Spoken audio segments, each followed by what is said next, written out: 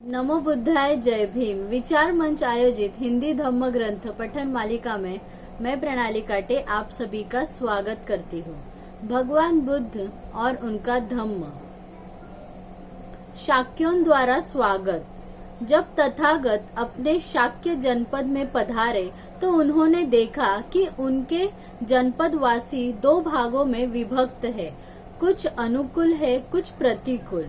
इससे उन्हें उस पुराने मतभेद की याद आई जिसका परिचय शाक्यों ने उस समय दिया था जबकि कोलियों के विरुद्ध युद्ध छेड़ने का प्रश्न शाक्यों के विचाराधीन था और जिस चर्चा में उसने ऐसा महत्वपूर्ण भाग लिया था।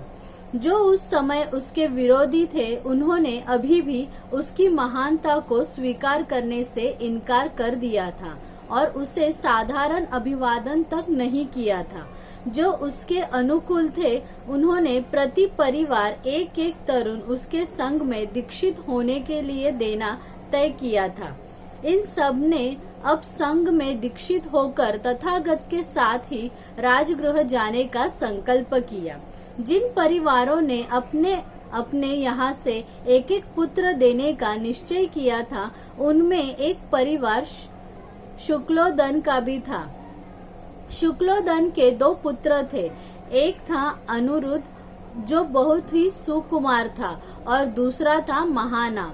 तब महानाम अनुरुद्ध के पास गया, या तो तुम गृहत्याग करो या मैं करता हूँ। अनुरुद्ध का उत्तर था, मैं सुकुमार हूँ, मेरे लिए गृहस्थी का त्याग करना कठिन है, तुम त्याग कर दो। लेकिन अनुरुद्ध, मुझसे यह तो सुनो कि गृहस्थी में क्या क्या करना पड़ता है।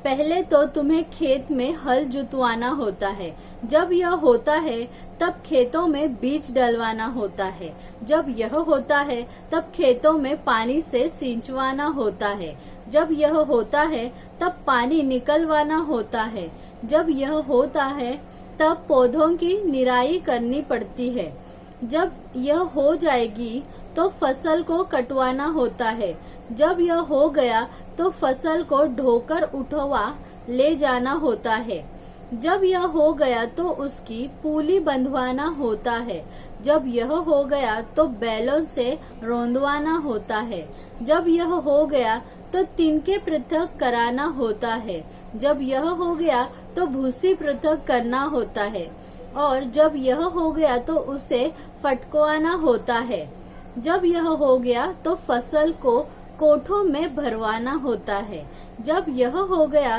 तो फिर अगले वर्ष यही क्रम दोहराना होता है और यह क्रम प्रत्येक वर्ष चालू रखना होता है। कामों का तो कोई अंत नहीं, आदमी के कामों की समाप्ति तो कभी होती ही नहीं। ओह, हमारे काम कब खत्म होंगे, ओह हमारे काम कब समाप्त होंगे। इन पांचों इंद्रियों और उनके भोगों के रहते हुए हम कब आराम से रह सकेंगे। हाँ प्रिय अनिरुद्ध, कामों का तो कोई अंत नहीं, आदमी के कामों की समाप्ति तो कभी होती नहीं। अनुरुद्ध बोला, तो गृहस्थी को तुम ही संभालो, मैं ही घर से बेघर होता हूँ। तब अनुरुद्ध शाक्य अपनी माँ के पास गया। माँ, मैं गृहत्याग कर प्रव्रजित होना चाहता हूँ, मुझे अनुमति दे दो। अनुरुद्ध शाक्य के ऐसे कहने पर उसकी माँ बोली, अनुरुद्ध, तुम दोनों मेरे प्रिय पुत्र हो, तुम दोनों में से मैं किसी में कोई दोष नहीं देखती। मैं जानती हूँ कि मृत्यु आएगी तो मुझे तुमसे खुदा कर देगी, किंतु मैं जीते जी प्रव्रजित होने की अनुमति कैसे दे सकती हूँ। दूसरी बार फिर अनुरुद्ध ने अपनी माँ को प्रार्थना दोहराई। दूसरी बार भी उसे वही उत्तर मिला। तीसरी बार फिर अनुरुद्ध ने अपनी माँ से प्रार्थना की। उस समय शाक्य जनपद पर भद्दीय शाक्य राज्य करता था। वह अनुरुद्ध शाक्य का मित्र था। अनुरुद्ध की माँ ने सोचा कि भद्दीय शाक्य कभी अपने राज्य को छोड़कर नहीं जा सकता, इसीलिए बोली, अनुरुद्ध, यदि शाक्य राजा भद्दीय राज्य का त्याग करे तो तू भी उसके साथ प्रव्रजित हो जा सकता है। तब अनुरुद्ध भद्दीय के पास पहुंचा और उससे कहा, मित्र, मेरी प्रव्रजा में तुम बाधक हो रहे हो। मित्र, यदि मैं बाधक हूँ तो वह बाधा दूर हो। मैं तुम्हारे साथ हूँ, प्रसन्नता पूर्वक संसार त्याग कर दो। प्रिय मित्र आ, हम दोनों इकट्ठे संसार त्याग करें। भद्दिया बोला, मित्र मैं करूँगा, मैं संसार त्याग करने में असमर्थ हूँ और जो कुछ तुम मुझे करने के लिए कहो मैं करूँगा, तुम अकेले ही प्रव्रजित हो जाओ। मित्र, माँ ने मुझे कहा है कि यदि तुम प्रव्रजित होगे तो मैं भी हो सकता हूँ, और तुमने अभी अभी कहा है यदि मैं बाधक हूँ तो वह बाधा दूर हो।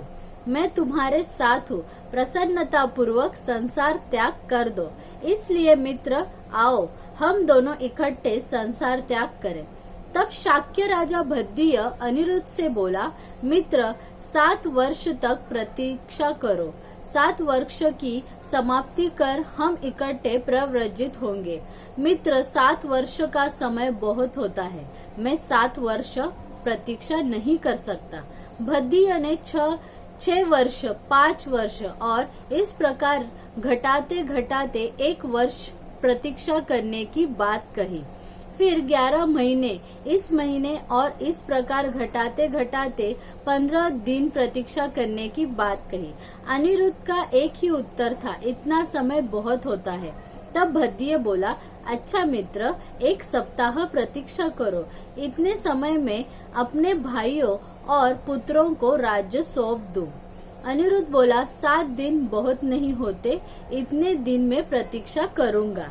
तब शाक्य राजा भद्दिय, अनिरुद्ध, आनंद, भृग, कंबिल और देवदत्त जैसे कभी वह अपनी चतुरंगिनी सेना सहित उद्यान क्रीड़ा के लिए साथ साथ जाते थे, उसी प्रकार अभी भी वह अपनी चतुरंगिनी सेना को साथ ले घर से निकले।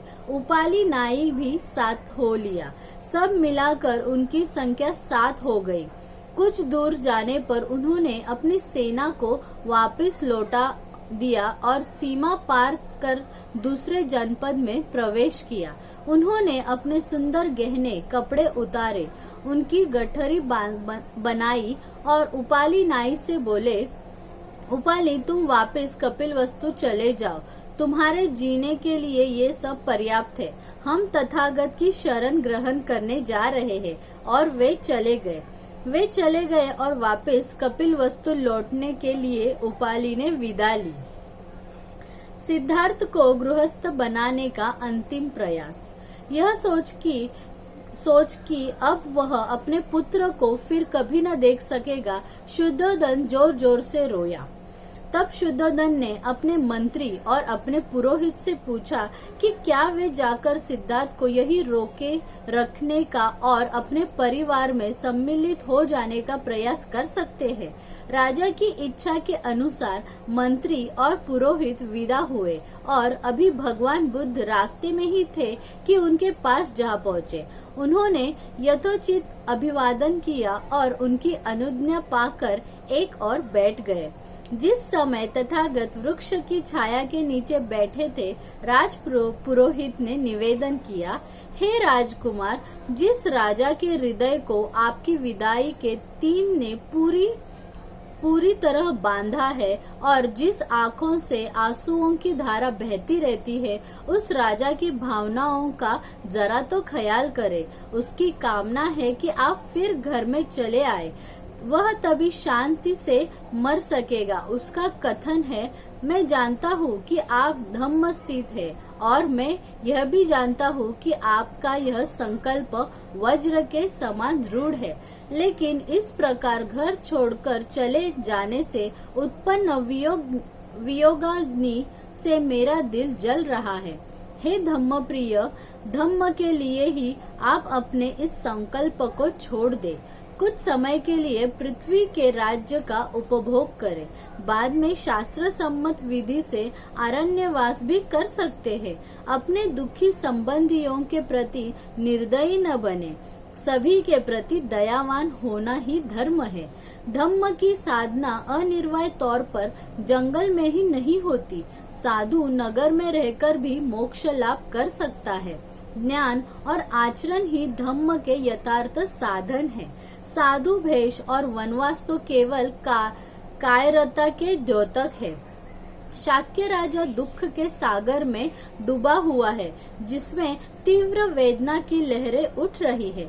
इसलिए तुम उसका उद्धार करो, क्योंकि उसकी वही दुरावस्था है जो समुद्र में डूबती हुई गौ की।